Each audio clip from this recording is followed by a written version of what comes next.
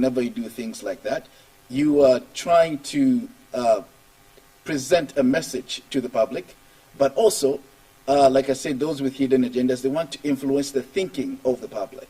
So as voters, as Zambians, as stakeholders in this election, we would prefer to have an opinion poll that is not biased. So that includes who sponsors the opinion poll, how it was conducted, the methodology used, all of that needs to be able to be straightforward so that if it gives us a certain picture, then people begin to say, well, perhaps this is what's happening or this is not what's happening.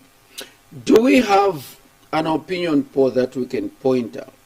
An opinion poll that maybe has been conducted in the past that we can point at and say that opinion poll did reflect what people were looking for? Do we have an opinion poll that we can point at to say that opinion poll was done in not in a biased manner, but it reflected exactly what people were looking for? Well, I can't think of one right now in terms of the Zambian context and the political lifespan. But I would say this, that previously and traditionally, there's been opinion polls conducted by different organizations, and they've been credible, for the most part. I mean, in the past. I think that maybe FODEP in the past has conducted an opinion poll before. But what we have seen of late nowadays, I think maybe these people who are conducting opinion polls are having difficulties at times, because what we have seen of late, even in the United States, for example, you look at the elections in 2016, all the opinion polls were in favor of how Hillary Clinton was winning the elections. But yet the outcome of that was absolutely different. So perhaps we have to step back and again ask ourselves the questions, who's conducting these opinion polls? Who's sponsoring these opinion polls? Who's paid for these opinion polls? And what is their agenda? And I think once we begin to address that, then we can see if that opinion poll is reliable or not. Some different stakeholders and experts, including political analysts, have referred to the report as a fraud, lacking substance. From your own study, what are some of the merits and demerits that you were able to pick out from the poll that was conducted? First of all, like I said, what I find problematic myself is the fact that this opinion poll was conducted under the circumstances that we're in during COVID-19.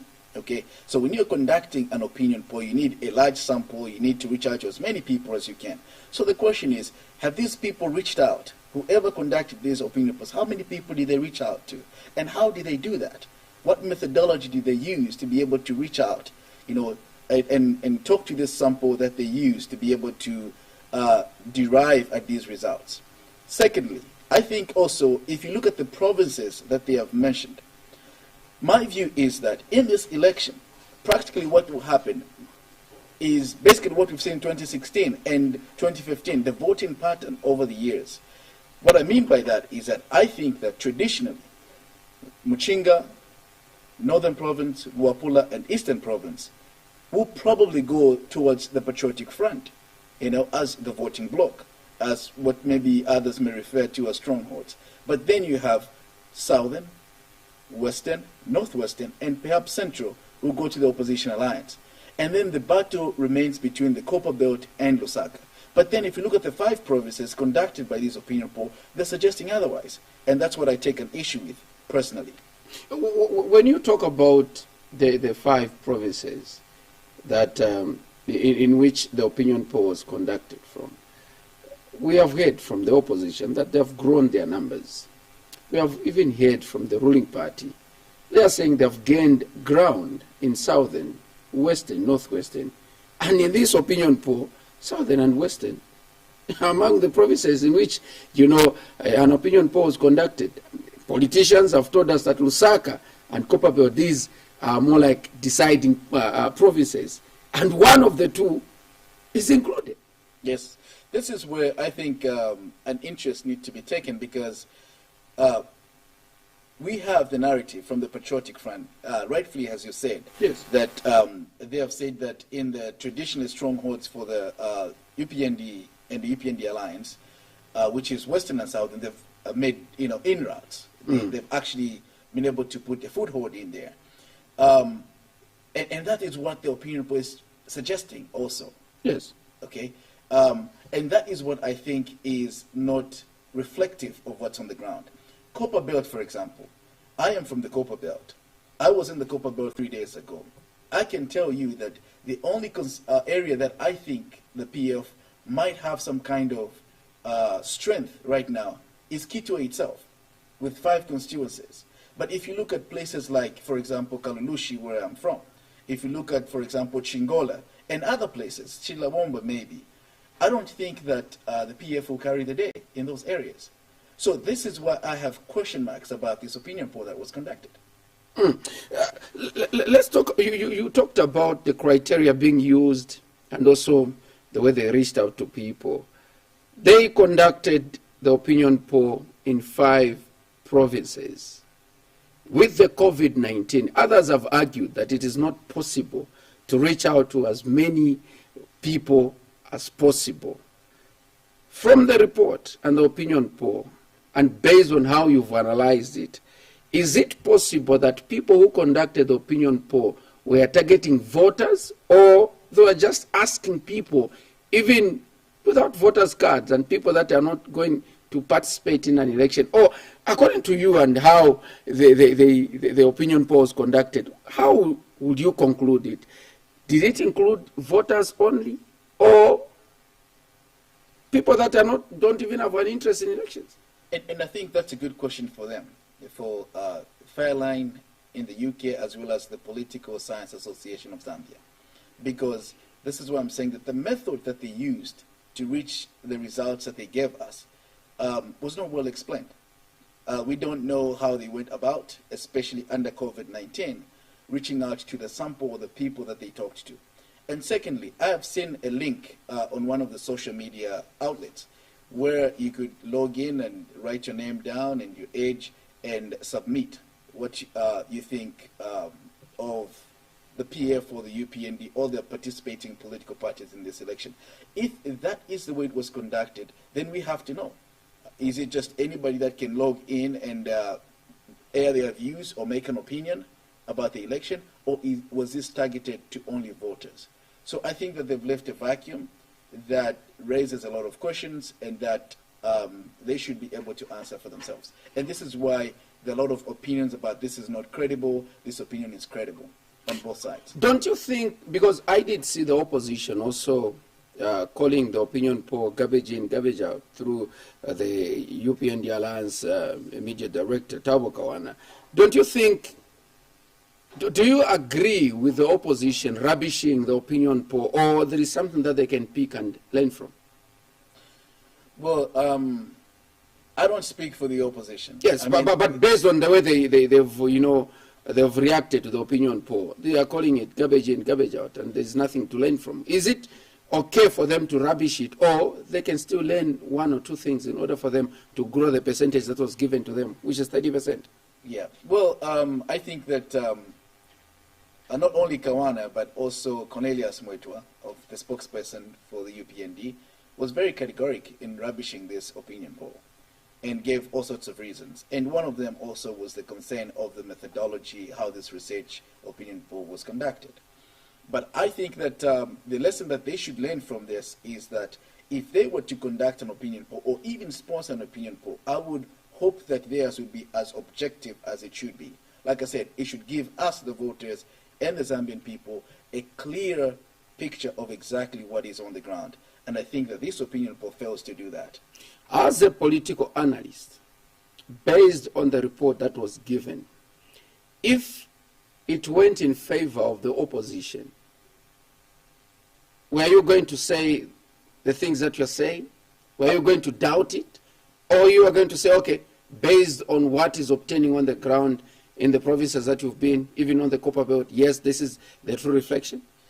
If this opinion poll was in favor of the opposition and the methodology was laid down and we were told how this was conducted, especially under COVID-19, and that I would be able to verify their figures, I would basically be happy to say this is fraud or this is actually reflective of what's happening. So I don't think that my opinion is biased in any way. From the 5 provinces which the survey was conducted, and in comparison from the 2015 presidential by-election and the 2016 general elections, are you seeing in any consistency in terms of the voting behavior, also having in mind that we've had by-elections after the 2016 general elections, be at the parliamentary and ward level, and we've seen the Patriot Front, the party that is in power, winning some wards in Northwestern Province, winning some wards in Western Province, and which the opposition has been losing ground, for lack of better term, in Western and Northwestern Province. Are you seeing a consistency in terms of the voting pattern from the 2015 by-election, the 2016 general election, and if we are to hold elections in 2021? Well, first of all, about by-elections, I think that over and over again, most people have made it very clear that by-elections are not really a barometer that you can use to measure the outcome of a general election. And the reasons for that: number one, when you have a by-election in a specific area, you know that the ruling party brings in even state machinery in most cases to contest that specific seat, whether it be at a ward level or parliamentary level or whatever level, okay, because it's a by-election. And so you have a lot of resources coming from the state, from the ruling party, to specifically focus on that area and win that seat. So even when you look back in 2010, we had by-elections 2010 coming up to the 2011 elections, in which by-elections the Patriotic Front of Mr. Sata, the late Mr. Sata, may he so rest in peace, was even losing. But yet Mr. Sata was able to upset the tide and win the 2011 elections. So a general election has all sorts of different dynamics in comparison to a by-election. And so to use by-elections as a gauge in terms of how we've penetrated this area, or the stronghold for the opposition or the stronghold for the ruling party, I think can be problematic for many reasons. But in terms of voting, I think that we're going to see almost similar voting patterns. And the reason for that, it's because since 2015 and 2016 and now, primarily the two major players in the elections, previous and now, will be the Patriotic Front and the PF. And not much has changed. In terms of candidates, for example, you look at the candidate of the Patriotic Front in 2015 was President Edgar Lungu. He was also the candidate in 2016, and now he's a candidate in 2021. You look at the UPND alliance, we have the same candidate, President Hakainde Hichilema. And so the perception of the people, I think, is almost the same. But that doesn't mean that the PF hasn't made inroads in certain areas, or the UPND hasn't penetrated Eastern Province or other areas. No. That is something that we'll be able to see in the outcome of the election. But it is possible that the voting pattern might look almost similar. You've talked about, the voting pattern being similar. We have 16 presidential candidates participating in the 2021 August polls. And others are arguing that we've got newcomers that are going to be participating for the first time at the presidential level. And again, cite examples: the Socialist Party with Fred Membe Doctor, also the Democratic Party with Harry Kalaba. Even the opinion poll, he talked about President Fred Membe of the Socialist Party coming third, and also Nevers Membe of the MMD. But if you look at the percentage, if you look at that opinion poll, you find that Fred Membe was at, 2% or 1%? Yes. And I think Nevers Membe was at less than 1%. Some were even getting 0% in the same poll that you're referring to. Yes, and now my question is, with what is on the ground so far, the Socialist Party, if I'm not mistaken, was one of the first political parties to unveil their candidates at parliamentary level, council chairperson, and we are told that the Socialist Party has gained ground. I was talking to a colleague that on the Copper Belt, they're able to see the Socialist Party. The DP also, they have got candidates here in Lusaka, and they're also, people are saying they are able to feel their presence in different provinces. With them boasting and with them, showing their presence in different provinces, do you still feel that the 2021 elections are still going to be the two-man's race? Or, based on what you've seen, you are able to say, okay, these are coming in as upsetters of the race? Well, Kelvin, it's one thing to file in a candidate for the sake of just filing a candidate. And it's another thing to file in a candidate that is credible and they can win an election. And I think that what other parties have done in most areas, not only the Socialist Party of Dr. Fred Ngambi or the Democratic Party of President Harry Kalawa. You also have the People's Alliance for Change of Andy Ford Banda, for example. So they fight in their candidate, which is great. But I was in Rwanda about 3 days ago. I drove to Rwanda and I had to have some few meetings and see what's happening there. Of course, the Socialist Party, I'm sure they have a candidate there. Of course, maybe PAC has a candidate there. But did I see anything substantive that might show that these will be, will upset, the voting pattern? I don't think so. If I'm being honest with you, I'll have to tell you that I have to disappoint you that I think that this race will still be between the PF and the UPND by and large. Now that we've touched the 16, political parties that have got sponsored presidential candidate, printing of ballot papers did start in Dubai. And the day before yesterday, we were told that the printing of ballot papers for mayor and council chairperson was done, and now the focus is on the presidential and parliamentary ballot papers. Only 2 political parties have got representatives, as at now, in Dubai, those that are going to monitor the printing of ballot papers, the ruling Patriotic Front and the opposition UPND Alliance. What do you make of this? That speaks to the same point that I was making. If anything, it should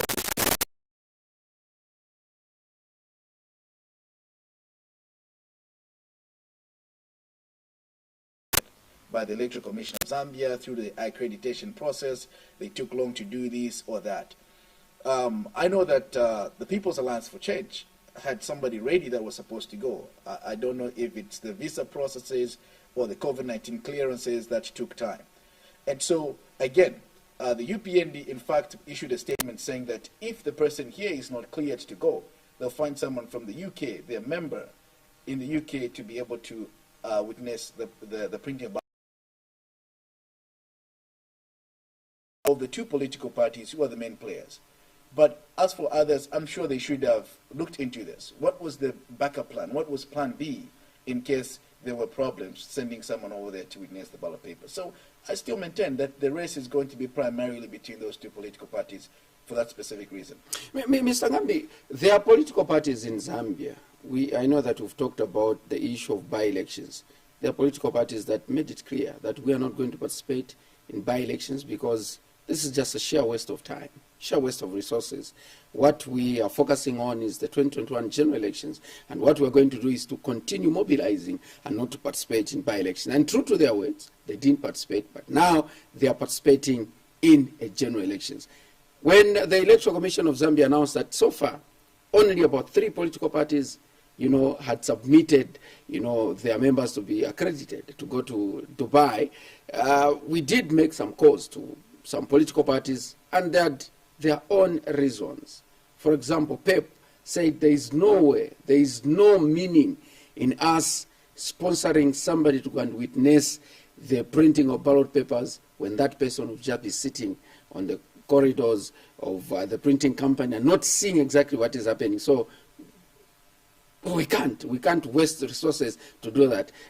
Don't you think they have got enough and valid points not to send their representative, because for them it's just a drain? I think that when you sign up for something like being part of a political process, I think you have to look at the seriousness that comes with that. What I mean by that is that you want to be part of the process from the beginning to the end. In that way, there will be no excuses tomorrow. For example, if something goes wrong in the August 12 election, if it's a disputed election, as an example, okay, what is PEP going to tell the Zambian people? Well, when the printing of ballot papers was done in Dubai and so on and so. And so when they bring up such allegations or accusations later on, I mean, they only have to blame themselves for it. So what I'm saying is that I think that if any serious political party wants to participate in an electoral process from the beginning to the end, that is just one of the things that they have to do. But if other opposition political parties were honest enough to say we don't have the resources to send someone, we would have loved to do that, then that would be a different story altogether. Others have suggested that with what has happened so far, seeing only 2 political parties having representation in Dubai, clearly the Electoral Commission of Zambia was supposed to do something because, like you've put it, in an event that these other 14 political parties who don't have representation begin to cry foul, are they going to be entertained by the Electoral Commission of Zambia? Or are they going to be on firm ground to say, yes, we're disadvantaged, we're ready to send our people, but we don't agree, and we demand that certain things should be done?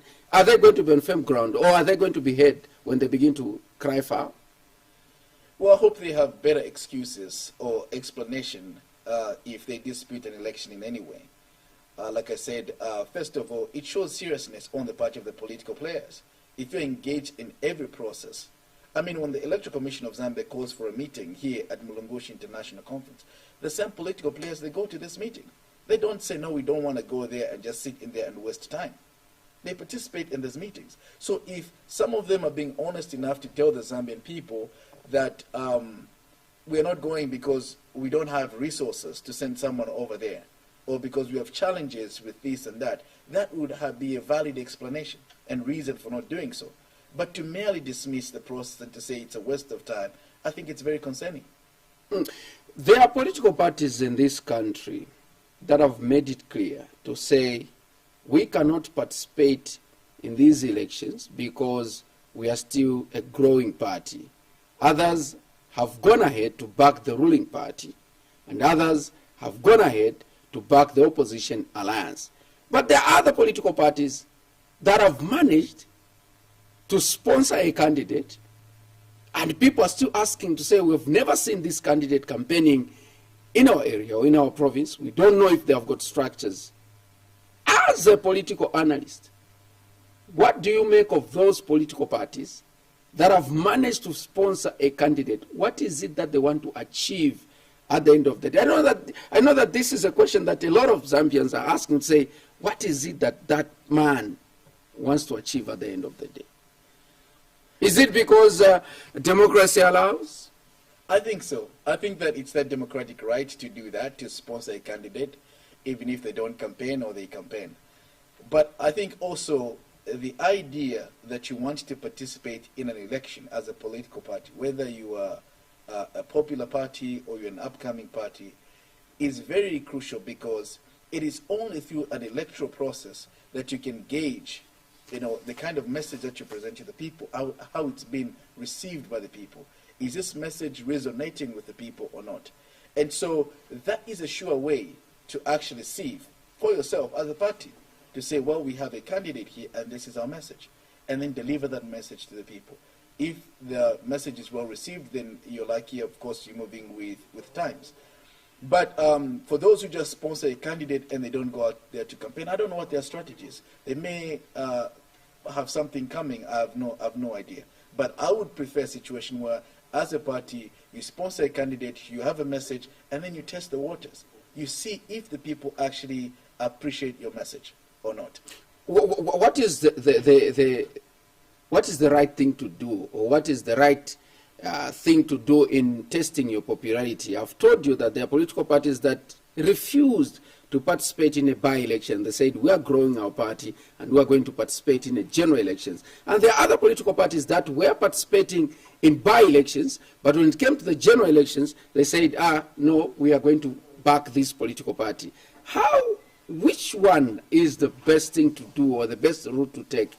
To participate in a by-election, to judge your popularity, then when the general election comes, you say, okay, we have seen how the numbers that and the votes that we are getting, so we are not going to participate. Or just waiting for a general election without participating in by-election, say, okay, we are going to test our popularity in a general election. Well, it's not a clear-cut. People do things for different reasons, just like people have different preferences. We may have the same goal in mind, but the method that I take or the path I take may be different from what you take. It reminds me of what Julius Malema once said. Julius Malema said, organizing a political party or starting a political party is not an easy thing, because you can go out there and knock on 1,000 doors and invite people to come to a meeting, and every one of them will tell you, yes, I will be there. What time? 15 hours tomorrow, we'll be there. And then you show up at the meeting and there's only 5 people. And he said, if you have ego, you can easily give up. So it could be that some of those who participated in the by-elections previously and probably did terribly have been discouraged. It could be because their egos have been bruised. I don't know. I can't speak for them. Could be that those who ignored participating in a by-election and just opt to make a mark in the general election had a different strategy. So I think it's not a clear-cut thing. I think that it depends with individuals, and it also depends on how you organize yourselves. So there are those that can organize themselves through by-elections and through participation in one or two things of national interest, but there are those that may decide to say, well, we'll keep to our camp until we are strong enough to actually go out there and test the waters. I know that the Democratic Party did that. President Harry Kalaba is one of the people that participate in most of the by-elections we've had so far since they were registered, because he felt like we have to organize ourselves and be able to go to the general elections with much strength. And also we've seen People's Alliance for Change, PAC, for example, participate in almost every by-election since 2016 when they were registered. And they're still participating in this general election. So I think that it depends on how you see things, on how well you're organized, and how you perceive how to go about these political formations. We are in an election year, and we are also fighting COVID-19. When the Electoral Commission of Zambia suspended the holding of rallies and also reducing the number of the people that are going to be conducting door-to-door campaign, at first they allowed road shows. Let alone they came and said even road shows are super spreaders of COVID-19, and advised political parties to look for other means on how they are going to campaign. How is your analysis on the pronouncement, the directive that was given by the Electoral Commission of Zambia? Have political parties found ways on which they are reaching out to people to sell their manifesto or their messages so that come August they are voted for? Well, my view on that is that I hope that the Electoral Commission of Zambia is taken seriously by the political players, because what we've experienced before or in the past is that the ECZ will say something, and some of the players, the stakeholders in this election, will completely ignore the directives from the ECZ. I mean, I can mention names here. I think that the last 21 days when we were mourning the late president, Dr. Kenneth Kaunda, may he so rest in peace, we have not seen much political activity, okay? And it gave us hope that even after the mourning period, the political players, political parties, and politicians will listen to the ECZ. There will be no road shows. They limit on the number of people that go door to door. In fact, they've even allowed small groupings. I think the maximum number is 50. You can have small groupings in certain areas in wards or your constituencies. We're hoping that we won't see public rallies. But unfortunately, I was in Kalulushi June 29th when we saw the likes of Dr. Chimbakambwili, for example, who came to Kalulushi. In fact, he started in Chambeshi, came to Kalulushi just near the main market, and then he went to Chibuluma. And he had real political rallies. We were still mourning, and it's still in the COVID era, even with directives from the ECZ. And that led to the ECZ suspending him from any form of campaigns.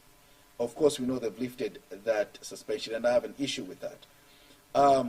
But also, disappointingly today, and I think actually yesterday, we saw the Republican president, President Lungu, go to Mtendere and Bowling. And, the presidency is an institution. When the president moves, he moves with a lot of people.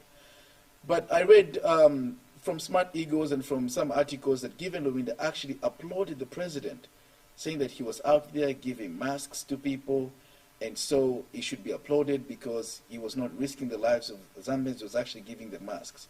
But if you ask me, was that the right thing to do? I'll tell you no. The PF has structures in Bauleni.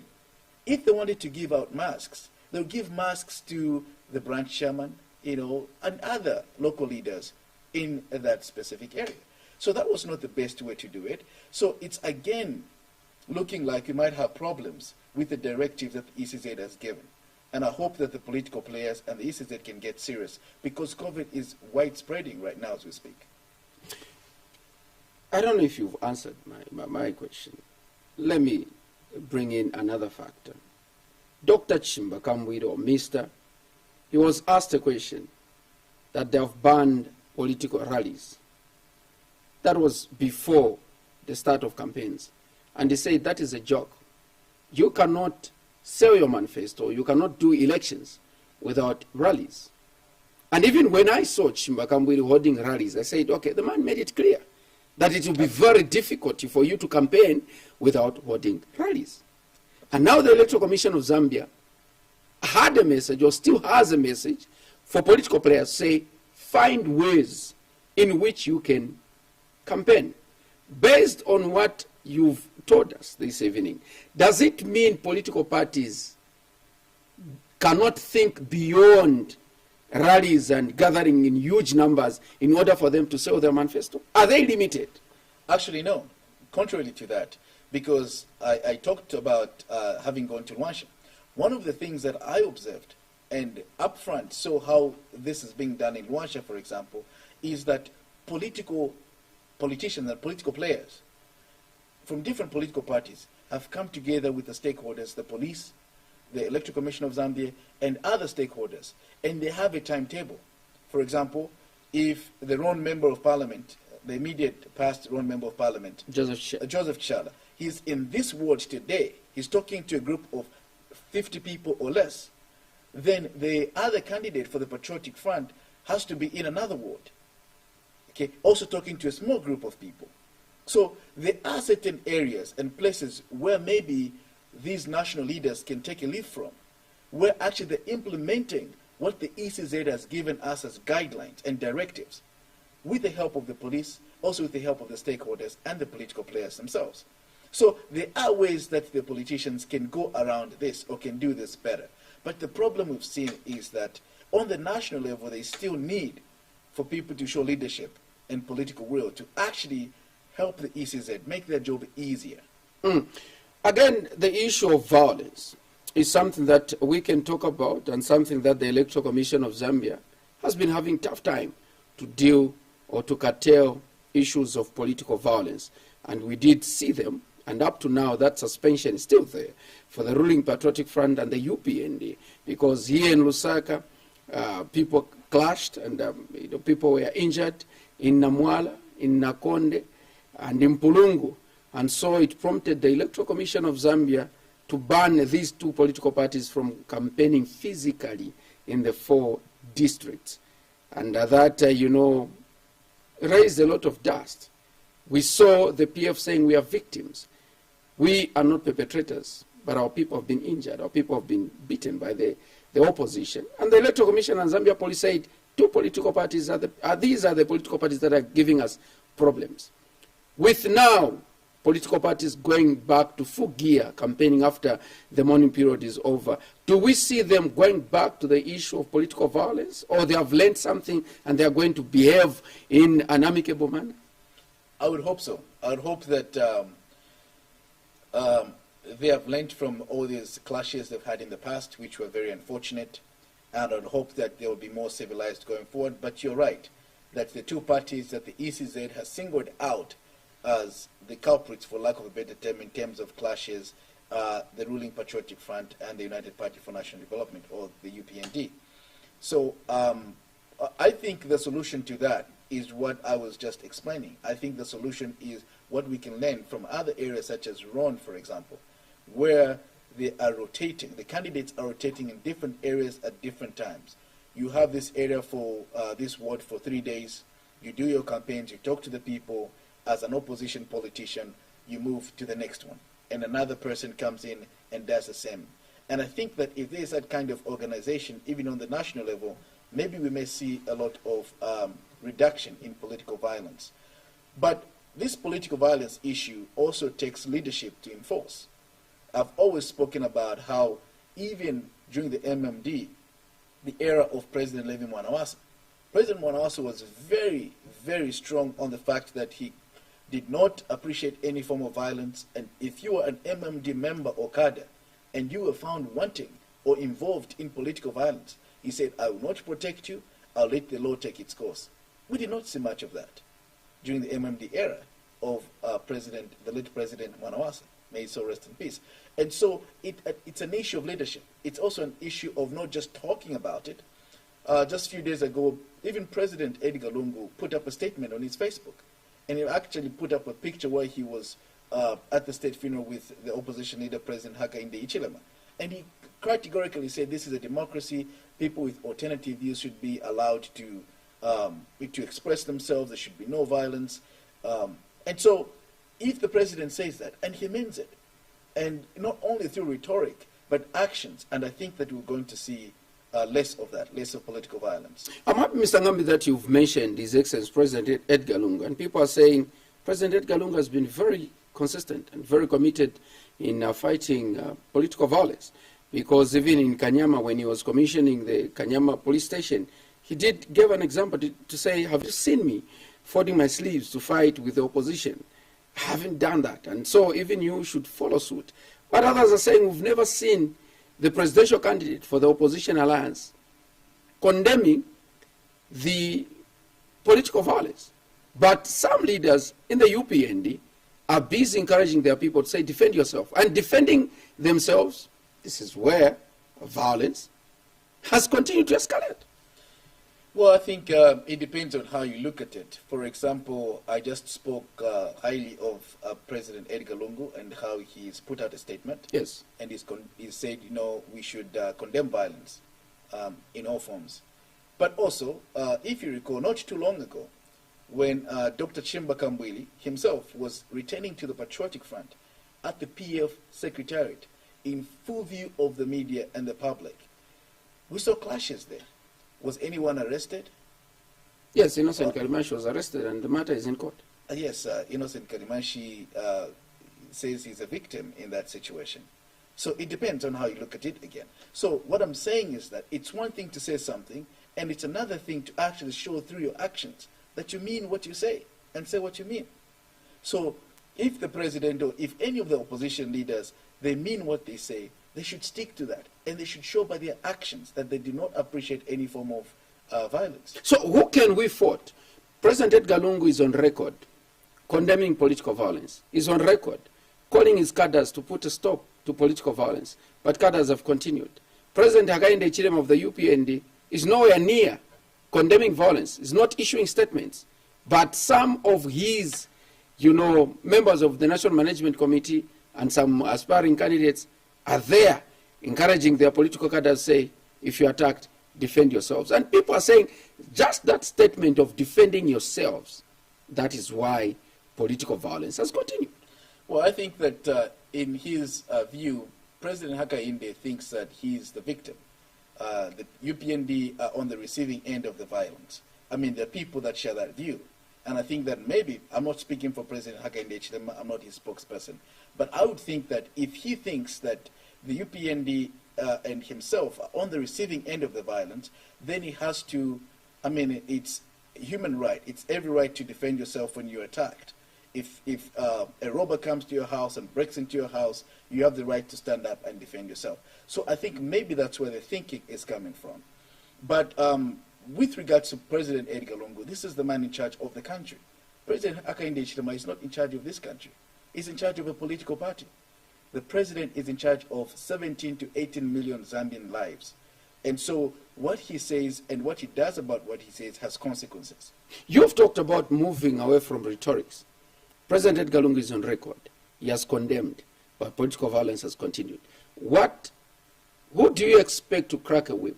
And where is it going to come from?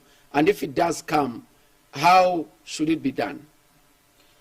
Well, I think that the issue of political violence should be addressed by all the leaders, and not just the man at State House, President Edgar Lungu, but also all the opposition leaders.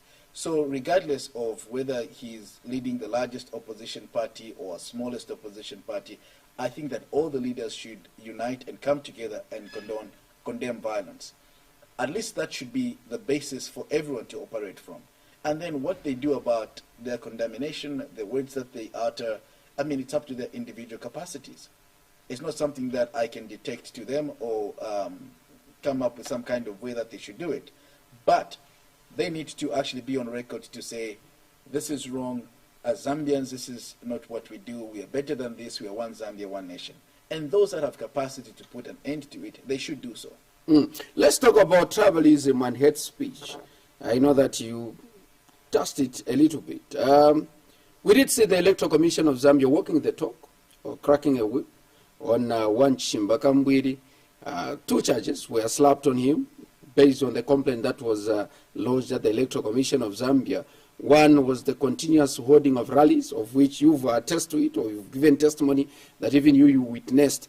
Also have pictures of him, holding rallies, huge numbers, when the Electoral Commission of Zambia said no rallies. And also the issue of hate speech and tribalism. And so when they announced the 14 days of suspending Chimbakambwiri, he stormed the Electoral Commission of Zambia. They had a meeting with him. After that, he spoke to the media, and he said on the holding of rallies, he apologized. But the issue of hate speech, of tribalism, he didn't apologize. He said he's a victim, and actually he's condemning tribalism and hate speech. And I've seen others siding with Chimbakambwiri say, yes, he's on firm ground. He's exposing tribalism and hate speech. And now, 2 days ago, we saw the Electoral Commission of Zambia lifting the suspension. And according to them, they are saying the time that he was suspended, he has shown remorse. You said you've got an issue. Let me hear the issue that you have with the lifting of the suspension. Well, I think that you've articulated it very well. We know that when on Dr. Kambwili was on 2 accounts. The first one was the fact that he had violated, the ban on rallies. Yes. To which, by the way, when he left that meeting with the ECZ, he went on his Facebook page and he actually even said, well, I apologize, but we did not call that rally. When people hear that it was supposed to be an indoor meeting, and when people hear that I'm in the area, they just come, which is not exactly what I saw. I was in Kalulushi myself, I knew that even before he touched down in that helicopter, there were people that were being ferried from different places to come to the Kaunda Square close to the main market in Kalulushi. So, I don't think that that was sincere. But anyway, let it be like that. He apologized for that. And then the other charge that he was charged with by the ECZ for that suspension was the fact that they said it was hate speech. They said that he had altered tribal remarks. And to that he said he did not apologize. So what's disappointing to me is that the ECZ says that he has shown remorse. Remorse for what? For not just holding rallies? For holding rallies when he wasn't supposed to? And not for hate speech? So that's where the disappointment is. So the ECZ maybe owes us an explanation as to exactly how remorseful has Dr. Kambwili been. And maybe that will clarify the air for some of us. According to him, he said he didn't see any hate speech in the way he has been conducting himself. He didn't see any tribal remarks on the messages or in his speeches, and so he didn't see any tribal remarks. Don't you think maybe the Electoral Commission of Zambia have realized that after analyzing that indeed the man was right, there was no hate speech, there was no tribalism? Well, the Electoral Commission of Zambia have not said that. They have not said that he's shown remorse on holding rallies when he's not supposed to, and he has shown remorse on so-called hate speech that we accused him of, or that was reported to him about. They have not specifically said that. So we cannot draw that conclusion. So only the Electoral Commission of Zambia can again clarify as to how this man has been remorseful. Okay, so they can say, well, we've done the analysis from the speeches that he's given, we've seen that there's no hate speech, there's no tribal remarks, so we've cleared him off. Then that will be fine. Then the Zambian people will have a clear perspective of what's going on. Or we've done an analysis to say that, he was really remorseful about the public rallies, as well as the other charge. Then that way we can buy into that. So there's a vacuum that's been created by the ECZ by just issuing a blanket statement to say this man has shown remorse and we are lifting the suspension on both accounts. So are you saying that the allegations of hate speech doesn't hold anymore? So let them clarify that. I know that we are remaining with a few minutes to go. Mr. Ngambi, let's talk about the founding father, Dr. Kenneth David Kaunda, who was put to rest. How are we going to live life without KK? And also, we have seen different political parties and different heads of states, serving and former. They came to Zambia and they remembered KK in different ways. how are we going to uphold the legacy that Keke has left? Is it possible for politicians to walk the talk and be able to uphold and run with the legacy that the late president laid on the Zambian soil? I think it's very possible for our politicians to do that. Unfortunately, we have a different caliber of politicians today. You know, the saying that says they don't make men like those anymore. I think that when you look at the era of Dr. Kaunda and the generation of those politicians, and you look at what we have today, you can clearly see the huge difference. I think that the biggest factor for our politicians now is that most of them are self-serving. Most of them look at their immediate needs, what their families will benefit from whatever situation or whatever offices they occupy, which is unfortunate. I think it was Professor Lumumba who once said that, from Kenya, correct me if that's his right name, who once said that when KK left office, he left with only $8,000 in his bank account. And he did not steal anything when he left office. I mean, do we see that today? Can we compare and contrast the politicians then and now? When you talk about the legacy that he's left behind, KK was a man who believed in dialogue. When he talks about one Zambia, one nation, he literally practiced that. Even dialoguing with the racist regime of Southern Rhodesia at that time, which was the government of Ian Smith. I mean, KK made all of this to try to bring about a negotiated settlement in a conflict. You know, do we see politicians do that today? Are our politicians willing to come to the table and dialogue and really talk like the way KK would even talk to an enemy across the table to come to some common understanding? I think that we have huge, huge shoes to fill with the passing on of Dr. Kenneth Kaunda. I would hope that our politicians can take serious lessons from his legacy and his life. I would hope that we can continue with the spirit of one Zambia, one nation, because without that, then our country is headed for a disaster. Keke stood for unity. Keke stood for peace, like you've put it. Keke stood for love. Our nation, others have said and suggested that since the 2016 elections, we haven't healed. We are still divided.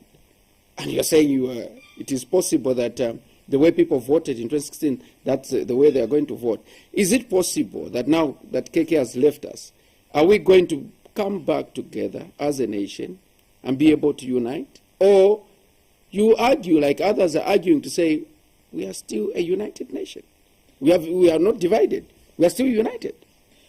Well, I think you're right that since 2016, there's actually been cause for political dialogue many times. Even the church mother bodies once called for the political parties to come together and sit on the table. And just for these political parties to come together was very problematic. For them to just come and sit down and talk to each other. I mean, they kept a finger pointing at each other. That's very unfortunate. I think that going forward, just like in any family, for example, I've just lost my father this past April. When a family member dies, especially a head of the family when they die, it is a responsibility of every family member to put petty issues aside and come together and be more unified. Number one, to preserve the memory of the deceased, but also to honor the person that has passed on. And so I would hope, that's what I'm saying, I'm hopeful. Despite our voting pattern, despite of our differences, I'm still hopeful that our politicians can come together now that we've lost a father of a nation, someone who was the founding father of this nation. He's gone. He's no more. I'll hope that in his death, we can only come together. And in that also speaks to no political violence, no petty issues, but if there's need for political players to come together and talk around the table, I think they should do so. Because doing that, they'll be honoring the legacy and the memories of Dr. Kaunda. We have to go, Mr. Ngambi, your concluding remarks? Well, I would like to say that this is the time for choosing. This is a critical time for our country. The 2021 August 12th election will be like election like no other. It will be held under very difficult circumstances. We have COVID-19 and people are dying in large numbers. So there'll be need for our politicians, especially those in government right now, the ruling Patriotic Front, to be able to carry out an effective voter education. People have to be educated. For example, when they show up at the polling station, what are they supposed to do? There has to be now social distancing, hand sanitizing, washing your hands, and all sorts of other guidelines that will be put in place. So this is a difficult time, but I hope that even in this difficult time, the Zambian people can come together and we can have a peaceful election, a free and fair election, and whoever the Zambian people choose as the winner of this election, everyone will respect the wishes of the Zambian people. Thank you so much, Mr. Ngambi, for making an appearance on the special interview. Thank you for having me. This has been Saturday's special edition of The Assignment with me, Kelvin Tabola, Chief Focal. My guest has been Mr. Aaron Ngambi, who is a political analyst, and we've been discussing the opinion poll and also the 2021 general elections, as well as the campaigns that we've been having so far. On behalf of Mavuto Piri, who is the producer and director of the show, we'll be back tomorrow with yet another edition of The Assignment. My name is Kelvin Tabola, Chief Focal. Continue watching Muvi TV. Good night. Thank you very much. Yeah, that's It's